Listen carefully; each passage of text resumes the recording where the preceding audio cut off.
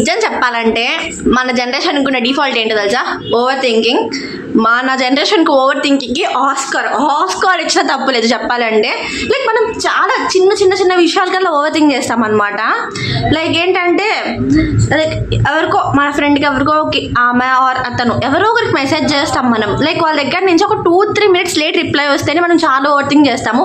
నేను తప్పుగా మాట్లాడేసానా, రాంగ్ ఏమన్నా లైక్ టెక్స్ట్ చేశానా అని చెప్పేసి చాలా అంటే చాలా ఓవర్ థింక్ చేస్తుంటాం మనం.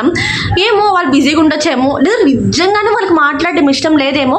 ఎందుకంత ఓవర్ థింక్ చేస్తే వాళ్ళకి మాట్లాడడం ఇష్టం లేనప్పుడు లీవ్ ఇట్, అంతే, వదిలేసే. ఎందుకంత ఓవర్ థింక్ చేయడం? అండ్ లైక్ అక్కడ మనం ఎలా ఓవర్ థింక్ చేస్తామంటే ఆ సిచ్యువేషన్ గురించి ఆలోచిస్తూ మనం అలా అనుకుంటాం అనమాట. కానీ మన ఓవర్ థింకింగ్ అనేది అక్కడ జరిగే సిచ్యువేషన్ని ఇమాజిన్ చేసుకుంటాం. ఫ్యూచర్లో ఇలా జరుగుతుందేమో అని చెప్పేసి ఇమాజిన్ చేసుకుంటూ ఉంటాం అనమాట. Stop imagination. ఫస్ట్ మనం ఇమాజినేషన్ ఆపేసుకుంటే మనం లైక్ మన ఓవర్ థింకింగ్ అనేది తగ్గిపోయింది. చెయ్యాలి ఓవర్ థింకింగ్ ఎలాంటి చోట్ల, లైక్ కెరీర్ గురించి, లైఫ్ గురించి, ఎలా అచీవ్ చేయాలి, ఇలాంటి వాటి గురించి ఓవర్ థింక్ చేస్తే తప్పలేదు. అది కూడా ఒక లెవెల్ వరకే ఉండాలి. దానికి మించి ఓవర్ థింక్ చేస్తే మాత్రం లైక్ ఇట్స్ నాట్ కరెక్ట్ అనుకుంటాను. Like that's it. లైక్ మనం ఓవర్ థింక్ చేయకుండా కామ్గా అంటే లైఫ్ అనేది నార్మల్గా చాలా పీస్ఫుల్గా సాగిపోయింది.